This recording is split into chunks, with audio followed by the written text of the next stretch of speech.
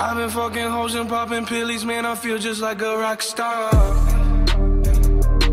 All my brothers got that gas and they always be smoking like a rock star.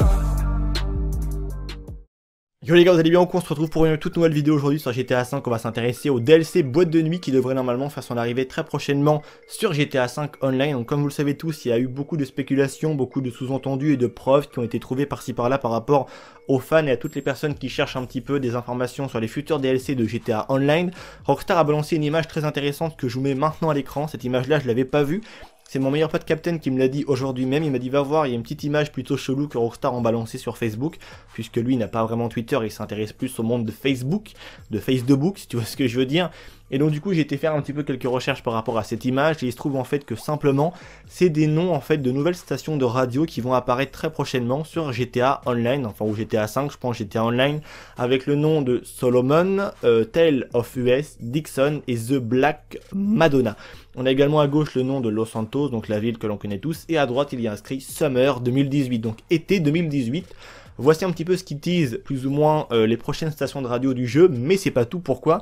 Puisque a priori, d'après les certaines informations que j'ai pu trouver sur internet, ça serait des stations qui seraient orientées vers le monde de l'électro, tout ça, tu vois, le monde qui va parfaitement bien avec le thème un petit peu des boîtes de nuit, si tu vois ce que je veux dire. Et quand on va directement de checker l'espace commentaire du Facebook officiel de Rockstar Games ou même pourquoi pas du Twitter, on voit que tous les fans bien évidemment ont très bien compris que c'était une manière pour Rockstar avec cette petite image justement de teaser l'arrivée clairement des boîtes de nuit. En plus l'été 2018, les boîtes de nuit, le monde de la nuit, la fête, tu vois ce que je veux dire. Bref, ça va être un truc de ouf avec les vacances aussi qui vont arriver très prochainement, donc ça va être un truc de dingue justement. Et aussi un truc qui peut vraiment nous aider à comprendre vraiment que le prochain DLC va être un truc, je pense très certainement peut-être l'un des plus, peut-être pas des plus gros, mais qui va peut-être certainement coûter le plus cher. Pourquoi?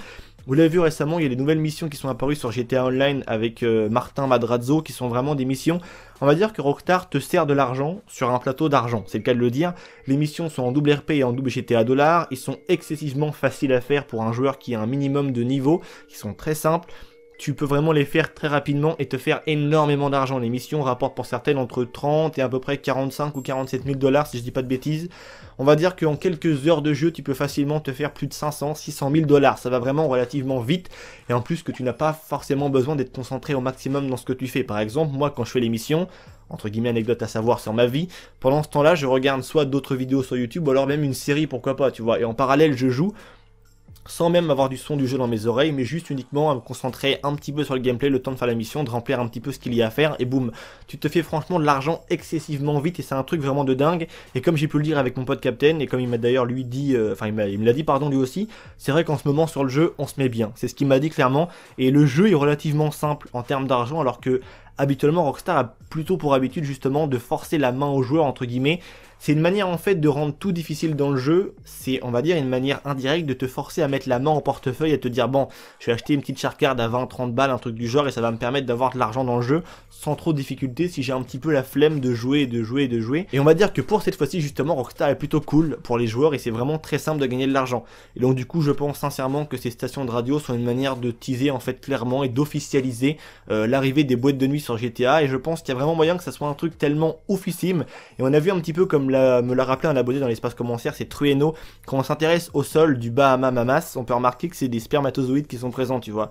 Petite anecdote assez sympa à savoir. D'ailleurs je vous prépare, normalement, je suis en train de bosser dessus un petit peu, toutes les choses qu'il y a à savoir par rapport à ces boîtes de nuit. Ça fait depuis très longtemps que c'est présent dans GTA, il y a plein d'easter eggs, plein de sous-entendus qui sont faits, des moqueries à caractère sexuel, plein de choses comme ça, donc j'espère que cette vidéo vous plaira. Je suis en train de bosser dessus, elle devrait arriver je pense pour la semaine prochaine, et je pense que ça va être une vidéo vraiment très sympatoche pour vous montrer un petit peu tous les côtés et les sous-entendus qui sont présents par rapport au monde de la nuit dans GTA 5 et même dans les autres GTA, puisque ça va arriver normalement sur GTA 5 mais c'était déjà présent dans d'autres GTA, comme dans The Ballad of Gay Tony, l'extension de GTA 4 qui était un monde vraiment magnifique, clairement l'une des plus belles atmosphères je trouve en termes de la nuit, du monde de la nuit dans un GTA, c'était GTA 4 avec l'extension The Ballad of Gay Tony. C'était vraiment franchement un truc vraiment très intéressant où on pouvait être videur de boîte de nuit, tu vois, un petit peu faire le vigile ou quoi.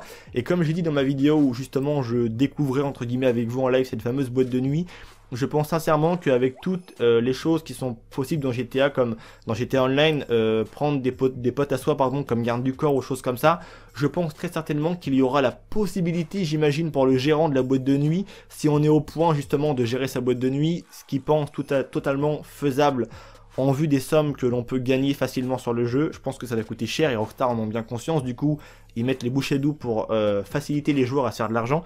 Je pense qu'on pourra très certainement engager notre pote comme soit peut-être chauffeur, je ne sais pas, de limousine pour les ramener à la boîte de nuit, comme on peut le voir dans GTA, que c'est assez présent aussi. Les PNJ le font, il y a plein de grosses berlines ou de grosses limousines qui sont garées devant les pubs et les boîtes de nuit, on va dire. Et je pense qu'on pourra engager nos potes en tant que garde du corps ou alors même pourquoi pas videur justement de la boîte de nuit. Et ça pourrait vraiment être un truc de ouf en fait, de découvrir un monde totalement différent de ce que l'on peut connaître sur GTA V. Donc voilà, c'est tout pour cette vidéo aujourd'hui. J'espère bien évidemment qu'elle vous aura plu. Comme vous le savez tous, bien entendu, si la vidéo vous a plu, n'hésitez pas à mettre un petit like les potes, ça fait franchement super plaisir. Bien évidemment, si elle vous a plu, pas de couteau sous la gorge comme j'ai pu le dire de nombreuses fois en vidéo. Je vous remercie également tous en ce moment de l'attention que vous portez autour de ma chaîne, ça me fait franchement super plaisir. La chaîne ne cesse de s'accroître et de grandir en termes de communauté, de vues, d'audience, de tout ce que tu veux, bref, ça fait vraiment franchement super plaisir, donc un grand merci à vous tous. On continue comme j'ai pu le dire de nombreuses fois, comme ça tous ensemble, on reste dans la même lignée, même délire, on change pas une équipe qui gagne.